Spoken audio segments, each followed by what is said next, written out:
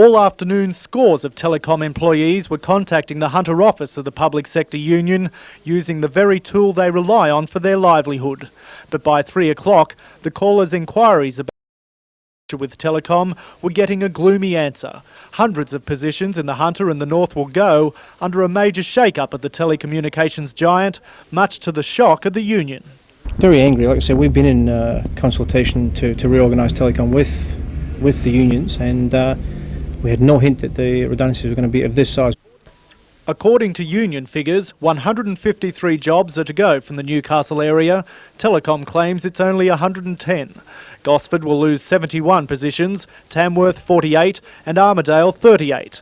On the North Coast, Kempsey faces a cut of 58 jobs, Lismore 55 and Tweed Heads 10. The unions believe the Kempsey and Lismore offices will close. Telecom says the restructuring is necessary to be competitive. The unions say it will mean a poorer service. In the union's opinion, it's Telecom withdrawn from their community service obligations. They don't make profits in the country, and obviously they'd like to dump that non-profitable work and concentrate on the profitable work in the major cities. The unions are astounded by the timing of the redundancy announcement. Officials say they were to put to their members next Tuesday, an agreement reached after months of talks with Telecom for country officers to be reviewed.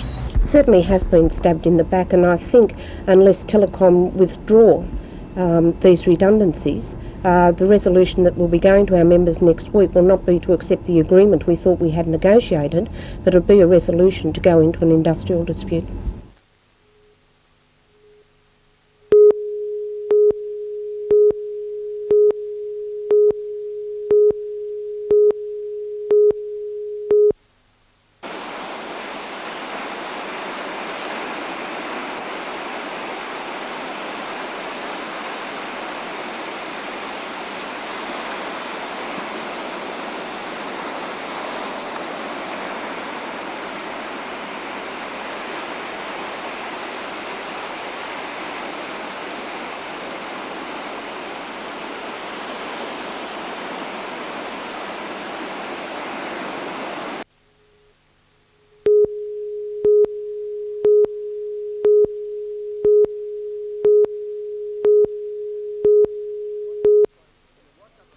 In the wash-up of quite a successful debut season in the National Soccer League, the Breakers were devoid of a quality striker, although John Kosh and Brad Maloney did exceptionally well in the circumstances.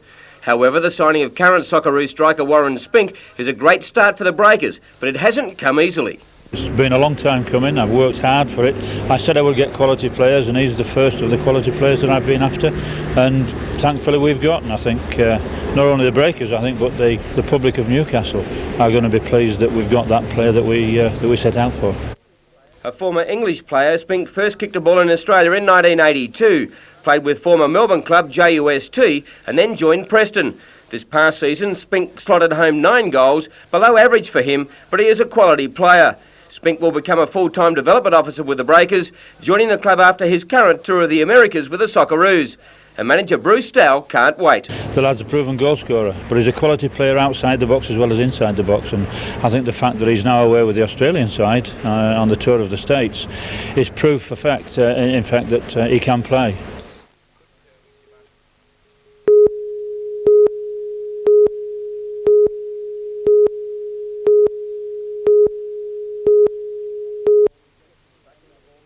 Clutching the ball presented to his son by the Blues coach Phil Gould for being his player of the series, Harold Harrigan gladly recalled how he felt when the team was read out. When they announced the side, I was very proud, Dad, and I was not ashamed to admit that I had a tear in the eye.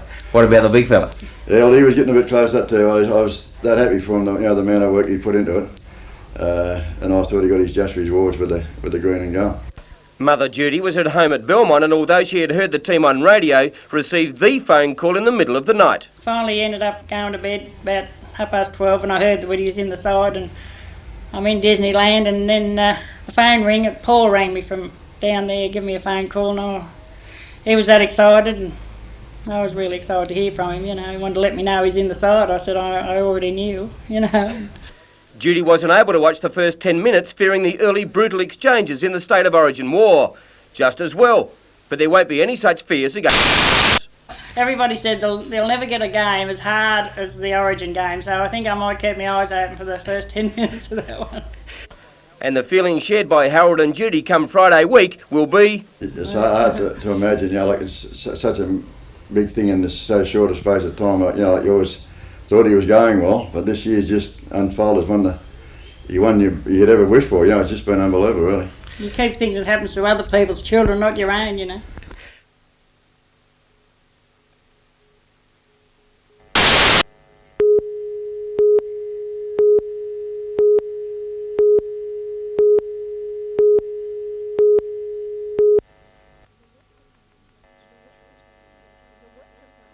The work of Hunter residents has also been recognised on the Queen's Birthday Honours list. Pat Wetzler from Charlestown was awarded an Order of Australia for her work as president of Newcastle's War Widows Guild. It's not an organisation people want to join. They all join it in sorrow, actually. It's just something that when their husbands died, they belong to us, and this is it. The Guild has fought for financial assistance for women whose husbands died at war or as a result of war injuries. With many battles won, Pat spends much of her time these days providing support and information for those women. Mainly it's visiting them if they're sick or in hospital, and just trying to get around to see those that are housebound and trying to keep them organised, try to run bus trips and different functions so they can all mix. Mainly let them know that there are others the same as them. Associate Professor Paul Moffat has received public recognition for his contribution to medicine. He set up the first education centre for Australian diabetics. Through his work, many diabetics have improved their quality of life. The hospital bed occupancy by people with diabetes was reduced by 1,400 bed days a year. So that meant that by starting the diabetic centre, I was immediately keeping people out of hospital. The work of others in the region has also been acknowledged, from contributions in such diverse fields as education, local government, dentistry, scouting and mining to the armed forces.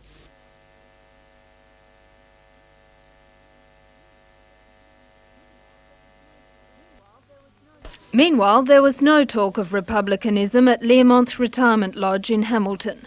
Tea and scones and a healthy serve of praise for the monarchy was on the menu for the Queen's birthday.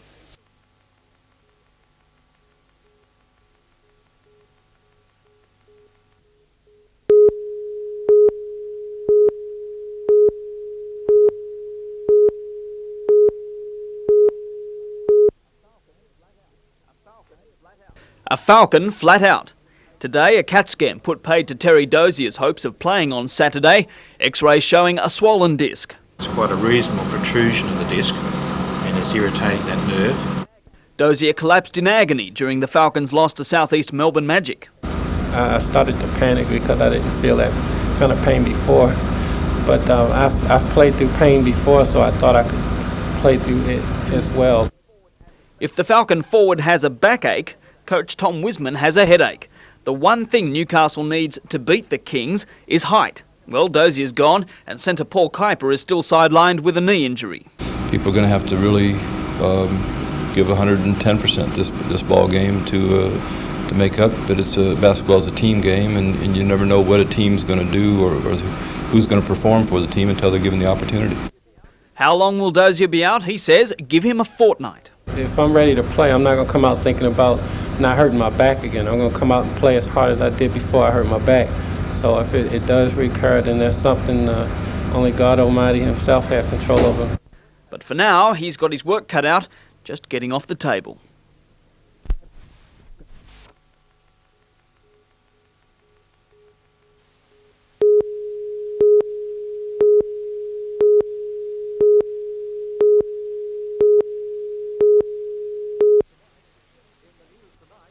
In the news tonight, success for searchers. A 5-year-old boy found at Janali and 3 people near Glen Innes. A tragic Queensland road smash claims 5 lives, and the royal family closes ranks over the Princess of Wales allegations. Details in NBN News at 6.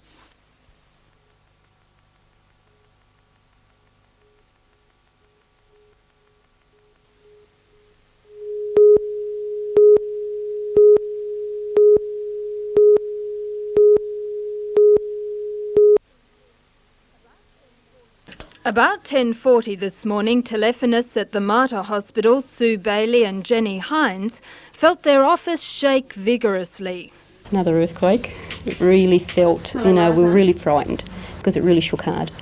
Reports about the mysterious shaking of doors and windows have been received from Wyong on the Central Coast to the Nelson Bay area. Researchers are investigating a number of possible causes. The seismograph at Newcastle's Regional Museum registered a small movement. However, Patrick Filmer-Sankey says it was not an earthquake or an earth tremor. They're investigating the possibility that sound waves from an aircraft or a natural phenomenon caused the movement. When there's a temperature inversion, which is a layer of cold air on top of a layer of warm air, an air tunnel is created, which can transmit sounds for hundreds of kilometres. It may be related to the meteorological events that we get at this time of year, the thermal inversions spreading out to sea, channeling sound waves inland. A spokesperson from the RAF base at Williamtown says they had aircraft operating off the coast near Foster. However, the planes were travelling at subsonic speeds. Late this afternoon, residents in Newcastle and on the Central Coast reported a second shake. This too was not an earthquake. While the theory about a sound tunnel is the most plausible at this stage, the mystery remains. Jane Anderson, NBN News.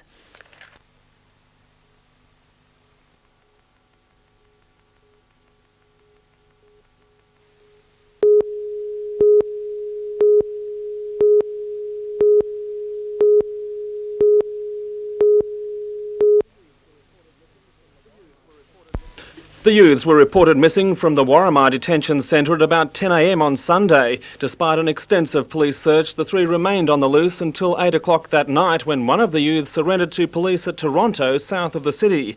It's under including a youth serving a sentence for a shooting incident at the Arara High School Sports Carnival in June last year at Coffs Harbour, made arrangements for their recapture after telephoning the remand centre the next day.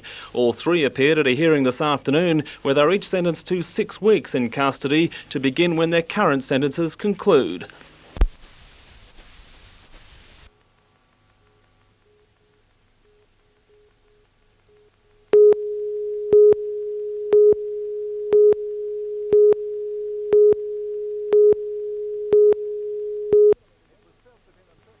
It was felt within a 30-kilometre radius of Taree and was measured at 2.1 Richter, quite mild but still enough to cause some houses to shake. The National Seismological Centre in Canberra confirmed that it was an actual earth tremor, unlike the air shocks which residents of Newcastle reported on 2 occasions yesterday. A spokesman said the measuring instrument at the University of New England today indicated a very shallow ground movement lasting for about 10 seconds. While not everyone felt the tremor, some people did report the sound of a boom out to sea from Old Bar just south of Taree about the same time. Apparently, such tremors as today's occur from time to time. The last one was centred at Vasey, just north of Newcastle, late last year. Today's tremor was not detected on seismometers in either Newcastle or Canberra.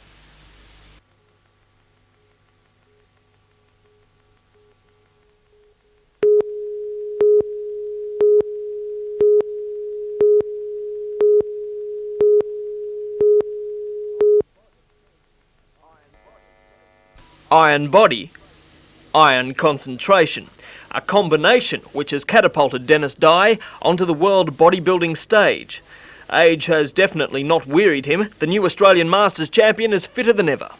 Consistent training over the years and doing something you love doing and just keeping at it. On the big fella's right, 24-year-old Donna Barry. She came second in the national figure section. That's figure, not physique. It's an athletic look, a trained look. It's something you have to work hard to achieve. It's not something that you can just get up there if you've got a good figure and go for it. The judges were impressed. They recommended Donna go to the world titles anyway. But her hip pocket nerves playing up, she says she'll wait until next year. The National Amateur Bodybuilding Association says Dennis is a big medal chance. He says it's a hard road to hoe. Well, you're so critical of yourself. You're never quite sure. You think, gee, I look great. Doesn't matter what people say to you. You think, well, maybe not, maybe right.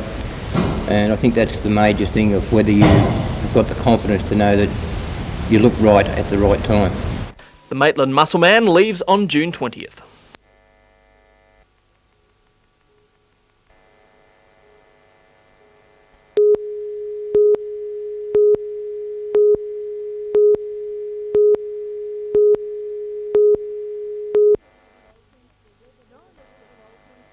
Known as the Boltons, the weatherboard building off Church Street was alight when emergency services arrived after 3 a.m. on the 22nd of July last year. Residents Jane Adamson, 23, and Tony Katz, 21, had moved into a one-bedroom apartment only 3 days before the fire. A neighbour gave evidence that the two girls hadn't had the electricity connected. Instead, they were using candles. The bodies of the two women were found in the bedroom by police and firemen.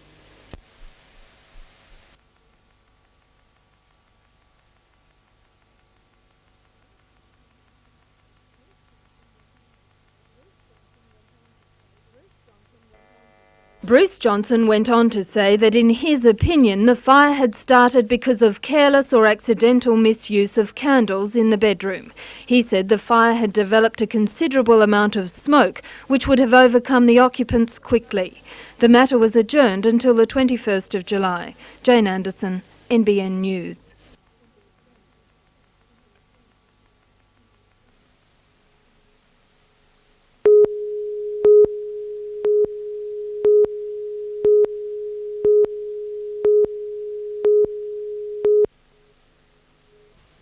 The meeting came as a result of a hastily convened chat last Friday night where New South Wales Harness Racing Authority General Manager Brian Judd announced that Newcastle and Maitland would lose 6 and 4 Saturday meetings each. Last night, Judd explained why the authority had taken such a step. It's not about giving the Cessnock Club a hard decision whether to change from Fridays to Saturday nights. What it is about, and I want to make this very clear, what it is about is the industry coming to grips with a recession. It is well documented that the harness racing industry Australia-wide is hurting and that Newcastle and Maitland have had their fair share of financial problems. Put yourself in our position. As I said, we've worked closely with them during the last 6 months. We want them to be successful. We want them to run as many race meetings as they can, but it must be modelled to suit the economic times at the moment, and it must be modelled to suit their own finances. Newcastle Treasurer Alan McColl stressed that Newcastle had shown a small profit recently and that the stripping of 10 meetings would result in the loss of $150,000 in prize money. And he put a unique proposal to Judd and the State Authority. If the Newcastle Club got into trading difficulties by running the 6 meetings, then I would support the Newcastle Club with a $50,000 interest-free loan. I can assure you that I wouldn't be putting $50,000 on the line if I wasn't totally confident of your future survival of Newcastle Harness Racing Club. Brian Judd agreed that this gesture by McColl threw a new light on the matter and it will be reviewed.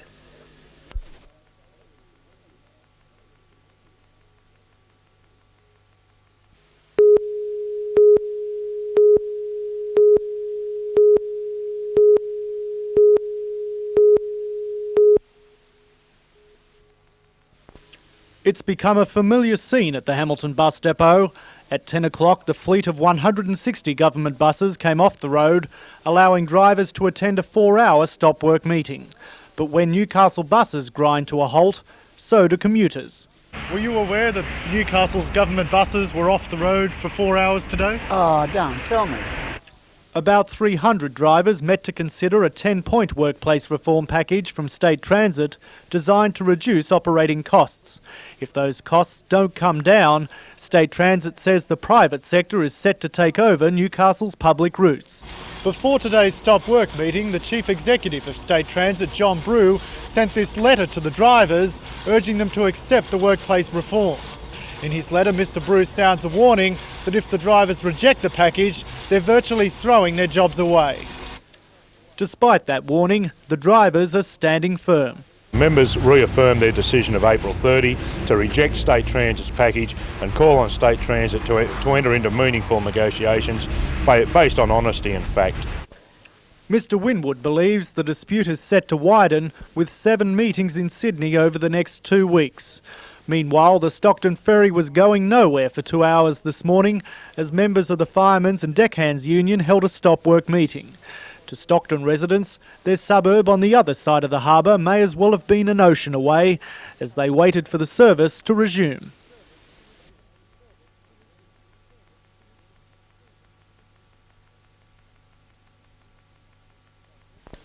Scott Bevan,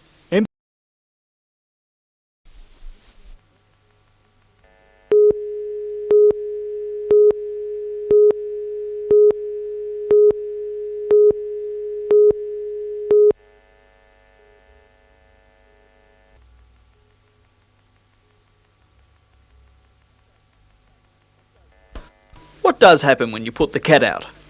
Well, if you believe the statistics, each freewheeling feline kills on average 16 animals each year. Alderman Greg Piper wants to put the mockers on the moggies. I have no personal animosity towards cats. What I do have is a great love for and native wildlife. Of course, some say a cat's a cat, and that's that. We can't just have this open slather sort of it can't be controlled attitude. I think that if we do see a problem, then we have to try and act. Yeah, well, how do you enforce it? Do you comb the streets for curfew breakers? Any legislation will have to rely on owners' honesty and goodwill. And of course, any curfew may be extended to curb canines as well. For council, a pause to consider its next move. Probably State Parliament. Anthony Griffiths, NBN News.